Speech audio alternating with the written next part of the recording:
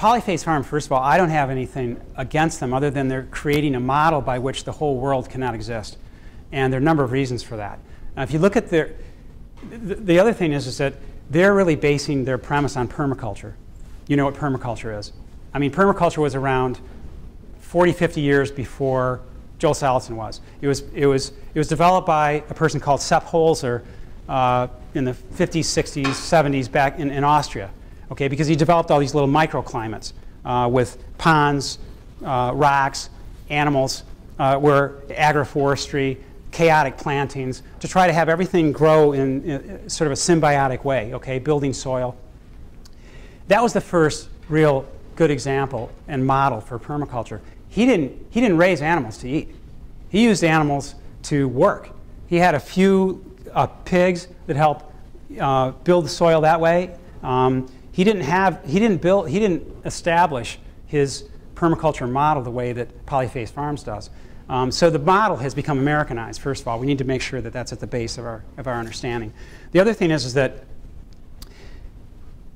yeah, if you look at ratios, okay, what he's doing is, and if you look at ratios, the ratio is still, I mean, you can do all the calculations you want, it's still vastly inferior to what you can use the same land for. If he took his 100 acres, originally it was 100 acres, moved it to 450, he's now renting and leasing some other property. And if you look at the numbers, the amount of animals that he produces off that farm, it's still in the neighborhood of 480 pounds of a carcass for 1 acre of land. You can get a little bit more than that by throwing rabbits and things like that in. Okay, and remember that you're talking about trying to sustain soil, building soil.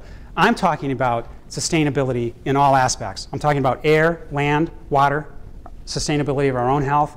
Okay, so regardless of what he's producing, let's say he's producing a little bit better soil than he would doing it conventionally. Okay, and I agree with that. Okay, the end product is still protein and a type of material that's implicated in all these disease states. It's not sustainable for our own health. It's still using water. He happens to be in an area where he has luxury to water. Most of the world isn't like that.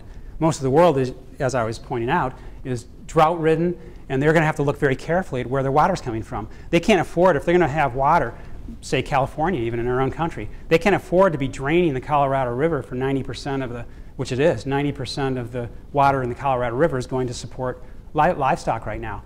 And so even if they created a multi-tiered, even vertically developed, sustainable in their minds system, you know, what about the water use? Why shouldn't they produce 2,000 times more pounds of better food for you than using for animals? That's my point.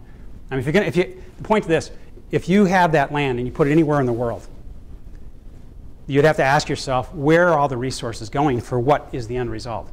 And that model wouldn't stand up in 99.9% of the world, and that's all I'm saying.